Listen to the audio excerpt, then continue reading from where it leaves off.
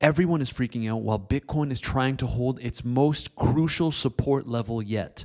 As we can see on the chart here, the 86.6K level, which was right around where we started to consolidate before moving up on higher to the new all-time highs. Now, in yesterday's video, we discussed the possibility of Bitcoin revisiting the bottom of this level all the way down to $73,000 should the 86.6K level get breached. So far, we've wicked below it, but on the daily time frame, we are really trying to hold it as support, and we can see that we got a little bit of a bounce getting bought up at this level. Now, if we are to come back here and hold this as support, I would personally be targeting a short-term long towards the 91.8K level, which is where we broke down from. But I will say that on the medium term, I am a little bit more bearish on Bitcoin, as we've discussed in the previous video. Obviously, I don't think that the bull market is over, but this is just something that you need to be aware of, and as you know, we're always trading these ranges, trying to make as much profit as possible on weeks, just trading these short-term ranges. Now, if you'd like to sign up with me to weeks, click the first link in my description down below. It'll bring you to this landing page where you can see you can earn up to $30,000 in bonuses depending on your trading volume, and you can also get up to $100 for free just for connecting your phone number to your account. Make sure to sign up. It's the first link in the description down below. This promotion won't be around for much longer. Back to the chart. If this level doesn't hold, as I mentioned, I would be personally favoring a short targeting all the way down to 73K. And for those of you that didn't watch my previous videos, why am I targeting this range? Just a quick recap. Well, there's essentially nothing but air until 73K. When Bitcoin has this explosive move to the upside and doesn't have much of a chance to consolidate, everyone is super euphoric, and rightfully so. But when we come back down to lower levels, if we are to breach this support level, it makes sense that we could go down just as fast as we went up. For now, so far so good. I won't say much more. We're sitting right around $87,000, trying to hold this level as support before potentially targeting a higher level for Bitcoin. But you do need to be cautious if you're longing. And as I said, if you are longing Bitcoin, my target currently would be around 91.8K. I would take most of my profits there because as long as we're below 90K, it's relatively bearish in the short term. Now, it's normal that we saw a huge Bitcoin sell-off because if we take a look at the spot ETFs, we just hit a new record of sell-offs. Yesterday, we saw over $1 billion in outflows for the Bitcoin spot ETFs, which tells us that the ETF holders are offloading the majority of their positions. But if we take a look at this chart, we can also see that the spot Bitcoin selling pressure is the highest it's been since China banned Bitcoin mining back in 2021. Now, if we don't dive too deep into the short-term price action, there is a chart that I'd like to show you, which is a potential Wyckoff reaccumulation phase. And what we can see here is that it looks like it's playing out almost perfectly. If we overlay the Wyckoff reaccumulation chart and the Bitcoin chart, we're currently at this spring level, and so one would hope that we could see a bounce. Potentially, this is the bounce that we're looking at right here, but only time will tell if we can sustainably bounce from this and set a new all-time high. I try to not have any biases, and I just take it level by level because that's my trading strategy.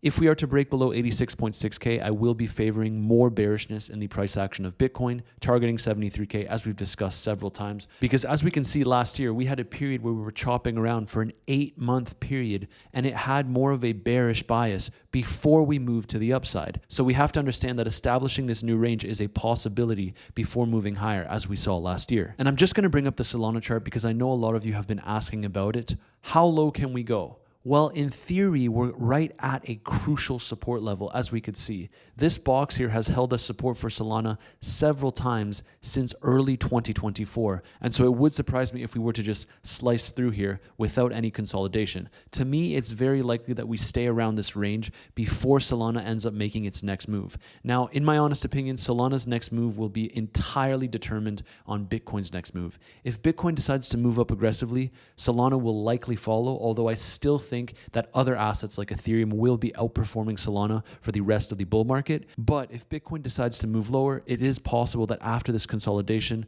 Solana sees some more downside. So you need to be prepared for both outcomes. I know it sounds silly for me to tell you that, oh, if Bitcoin goes up, so will Solana. If Bitcoin goes down, so will Solana. But I hope you understand by now that Bitcoin determines the rest of the market, and this has been more valid this cycle than ever because Bitcoin dominance has just continued to climb because we've had restrictive monetary policy.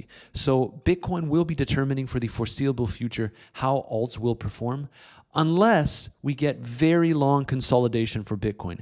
That would be a little bit of a different story, and we'll talk about that in a next video. Something else that I want to bring up in regards to Solana is Pump.fun. Now, I wanted to show you this data, which was very interesting, talking about the success of Pump.fun traders. And keep in mind, this data came out before the president of Argentina launched that meme coin.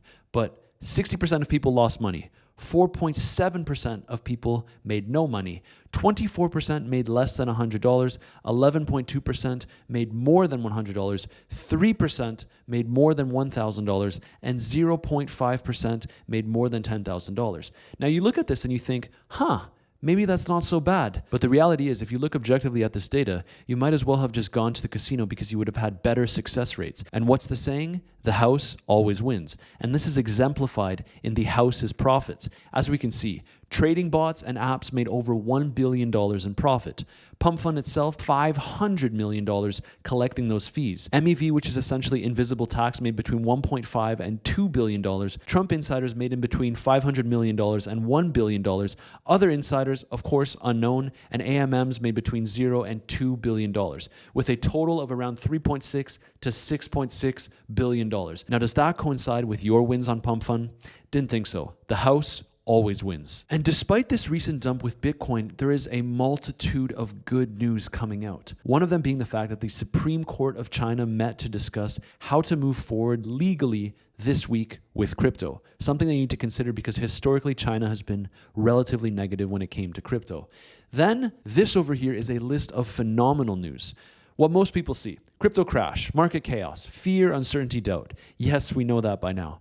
What most people don't see: the SEC has ended investigations into Robinhood, OpenSea, Uniswap, and dismisses the Coinbase lawsuit, acknowledges Cardano.LTC, Sol, XRP, spot ETFs. Also, adding staking yield to spot ETFs is currently being discussed. A major stablecoin bill is about to be passed. SAB 121 is rescinded. Strategic Bitcoin stockpile and pro-crypto legislation is on the horizon. The US President, Vice President, Treasury Secretary, Commerce Secretary, SEC Chair, CFTC Chair all own Bitcoin or at the very least pro-crypto. More Bitcoin holders and crypto believers are in the US government positions of power than ever before in Bitcoin's history.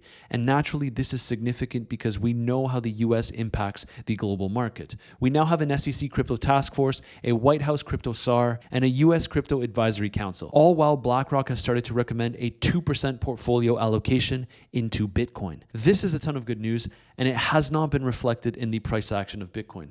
As we can see, still trying to hold this level as support.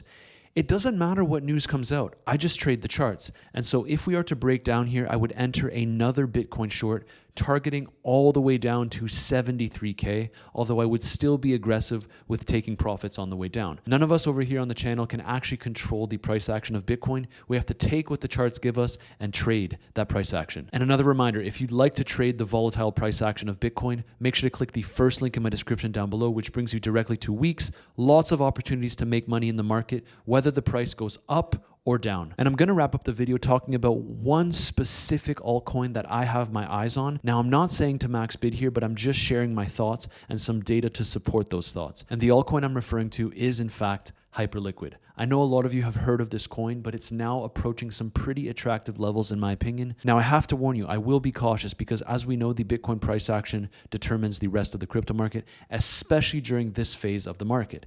But this is a coin that you need to keep your eyes on. And one of the reasons being is straight revenue.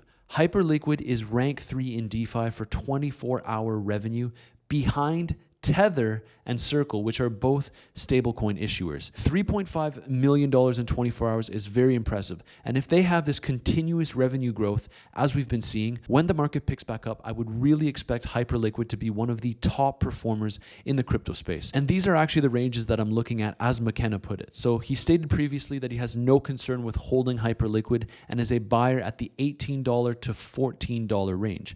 It pulled in $3.5 million in fees in a single day, driven driven purely from perpetual trading and is now actually executing around 15 to 20% of Binance's perpetual volume. In terms of revenue in the last 24 hours, Hyperliquid is now ranked number 3, as we just saw, behind the 2 main stablecoin issuers. So if we take a look at the chart here, we can see that these are some key levels between $14 and $18, and we're now holding at support right around this $18 to $20 range. But if we are to break lower, for example, if Bitcoin does make its way towards $73,000, keep your eyes on this token. And honestly, if we do get the significant top that I'm expecting for Bitcoin this bull market cycle, confidently surpassing the previous all-time high, I think that this is true. Hype is a 3-digit asset. And so I'm just sharing what I'm doing. If I start accumulating at around the $15 range, this will easily be a 6x token should Bitcoin move up much higher, which I am expecting. I have to remind you guys that I am expecting Bitcoin to move on higher, even if we are to dump